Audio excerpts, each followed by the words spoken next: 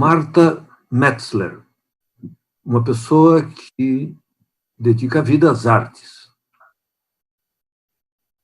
Em tempo de coronavírus, o que as artes têm a dizer para o Brasil? A colaboração, as artes estão sendo agredidas, as artes estão sendo aceitas. Qual é a relação das artes com este tempo de ficar em casa? Boa noite, Léo. Queria primeiro agradecer o convite. Estou muito feliz de estar participando aqui com vocês desse ciclo de conversas, né, que são as conversas para o depois. E aí, assim, acho que a gente tem... A sua pergunta, ela engloba várias coisas, né, que a gente pode conversar. Primeiro, o que as artes têm a dizer sobre isso. E aí eu acho que, junto com as ciências e junto com outras áreas do pensamento, o que as artes nos ensinam, e que eu acho que é um ensinamento muito propício para esse momento de quarentena, melhor dizendo, de isolamento, né? Isolamento social e por conta de uma pandemia, é que nós somos seres coletivos, né? As artes supõem esse jogo e essa troca entre as pessoas. E nós somos coletivos porque somos mais fortes quando estamos juntos. Então, acho que a gente deve desconfiar sempre de qualquer discurso que procure, de algum modo, dar a entender de que você tem que ir sozinho, de que você precisa conseguir as coisas sozinho, que o que vale é o seu gesto solitário, vamos dizer assim, ou de sua iniciativa própria, né? A gente está vendo agora que é justamente o contrário, né?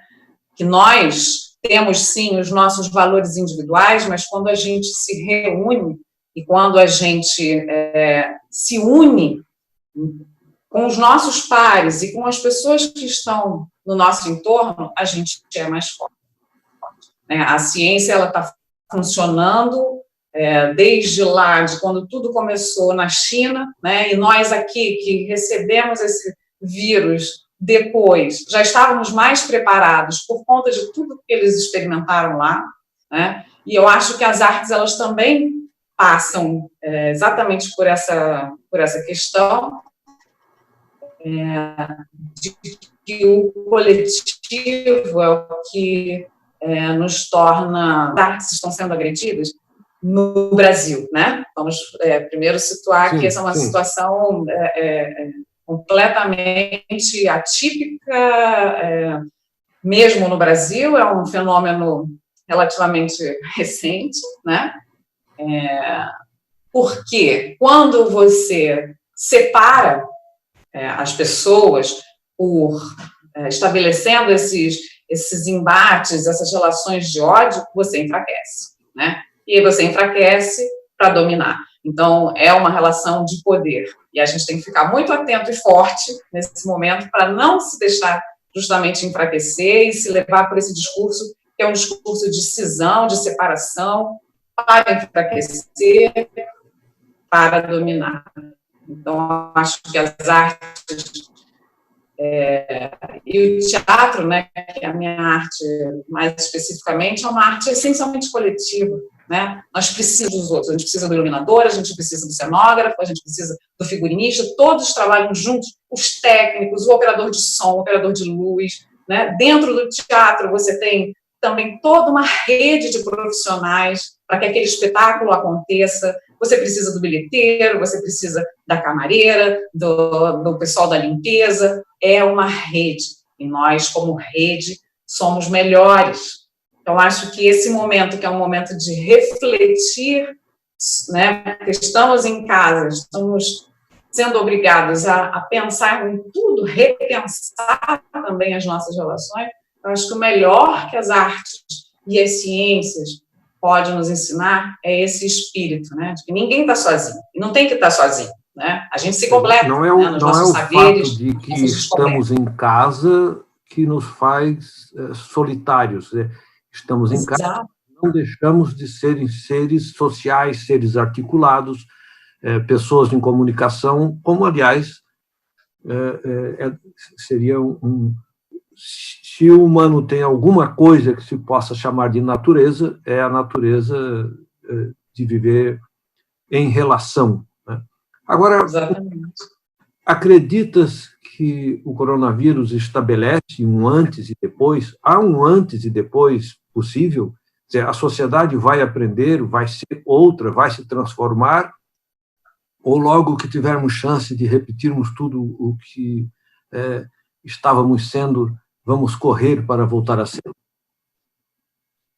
A chance, eu acho que nós estamos recebendo. Se vamos realmente conseguir nos transformar, isso aí vai depender de decisões, tanto individuais quanto institucionais e políticas. É evidente que a gente, por não caminhar sozinho, a gente depende de uma decisão também coletiva, mas eu acho que o que a gente está recebendo é, sim, uma oportunidade de repensar várias coisas, né?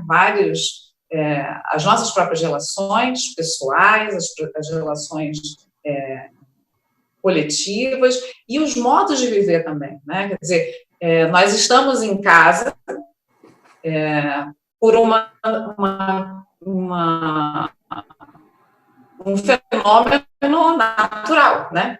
É a natureza que está nos dizendo, olha aqui, em algum momento vocês precisam realmente da natureza, né? A natureza ela pode estar a favor ou contra.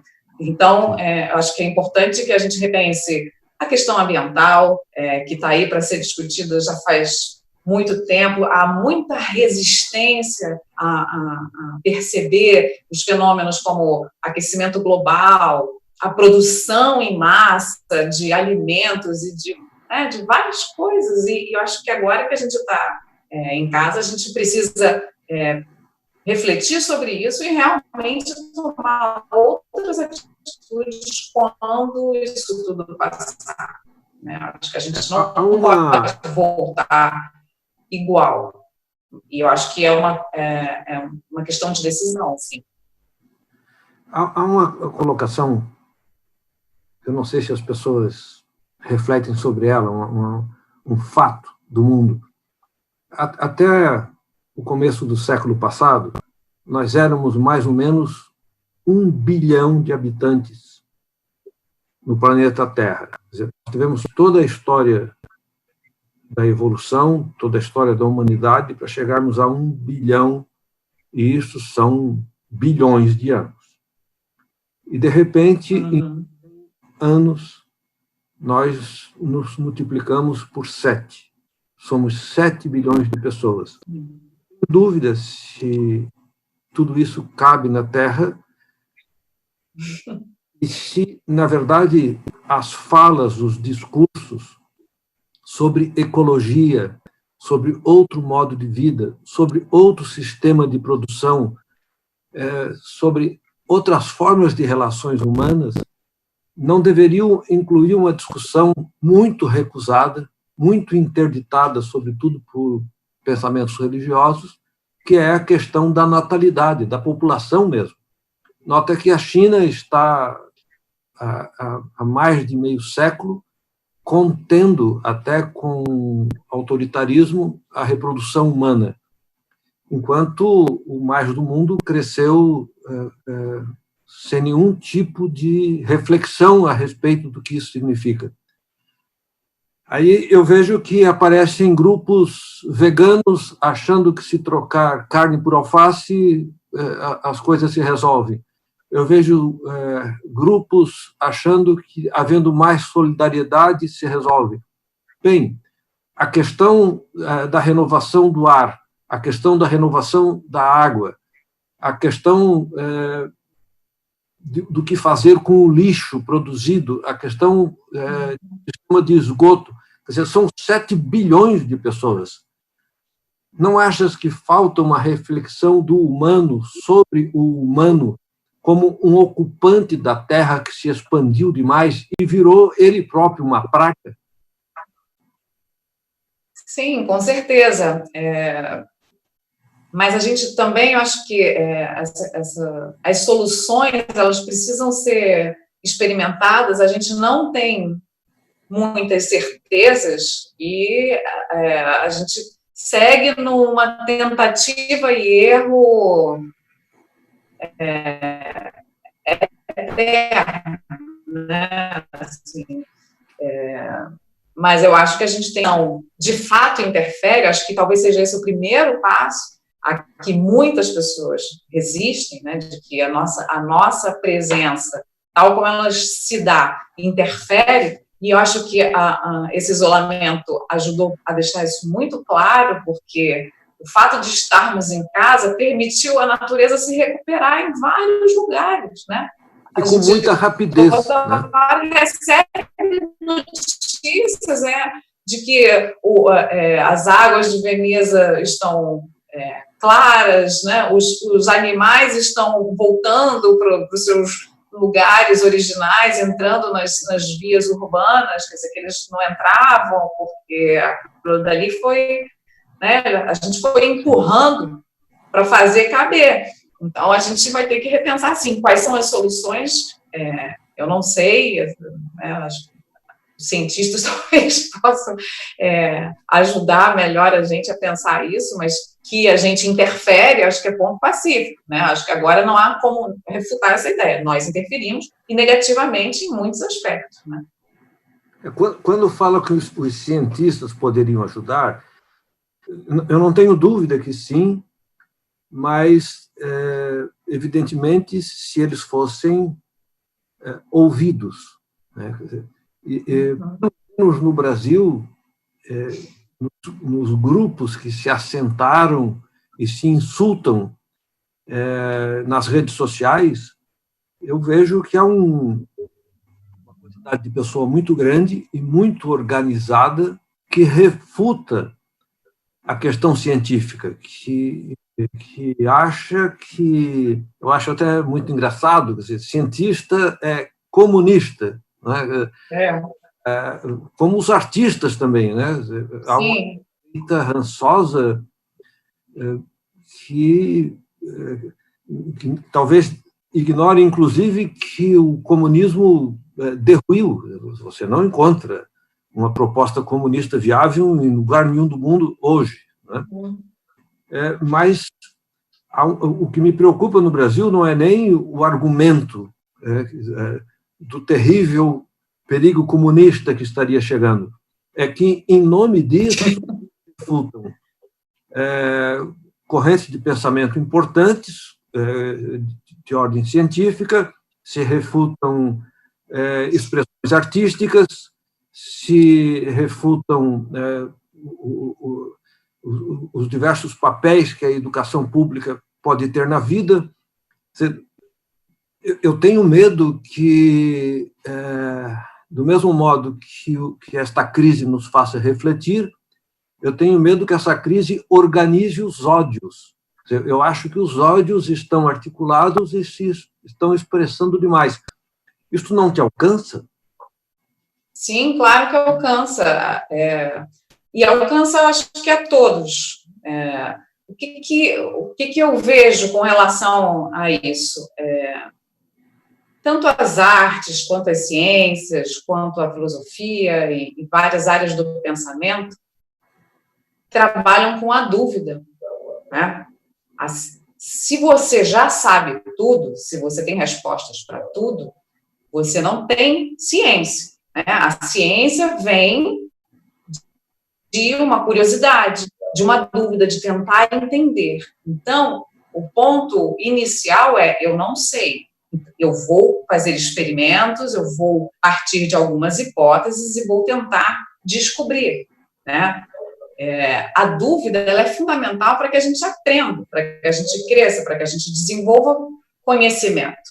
E me parece que esse pensamento que surge agora, refutando as artes e agredindo a ciência e toda espécie de pensamento, o que ela quer entregar, na verdade, é um pensamento pronto que se deve seguir a partir do princípio da fé, né? Então, e isso evidentemente, também é uma estratégia de dominação. Quer dizer, você não tem que pensar, você tem que acreditar, para que eu possa dizer a você o que você deve fazer. Por que um autoritário não pode aceitar o artista e o cientista? Né? Porque essas pessoas vão sempre colocar em dúvida, vão sempre questionar. Não gratuitamente, mas porque estão em reflexão e vão apresentar contraditório. E o autoritário ele não quer isso. Ele quer alguém que siga, que obedeça e que não discuta. Né? Então, é uma estratégia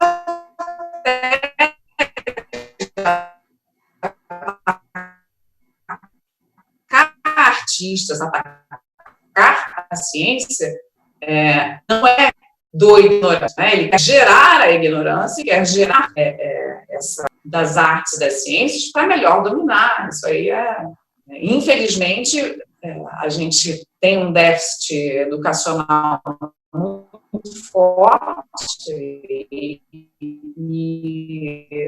esse discurso acaba encontrando um terreno fértil para prosperar, né? Eu tenho muitas dúvidas de que esse momento de reflexão forçada em que estamos nos conduza para buscarmos respostas pelo viés científico, pelo viés crítico, por perguntas.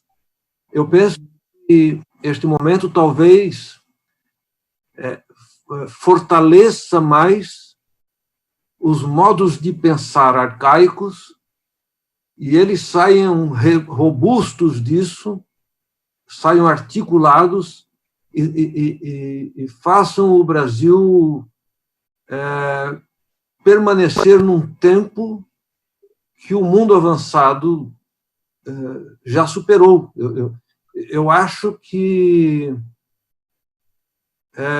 a mentalidade que estamos vivendo no momento é uma mentalidade que não será posta em xeque por si própria, e entendo que ela só será superada quando ela pôr-se em xeque a si própria, ou ela confrontará as ideias outras que ela não aceita.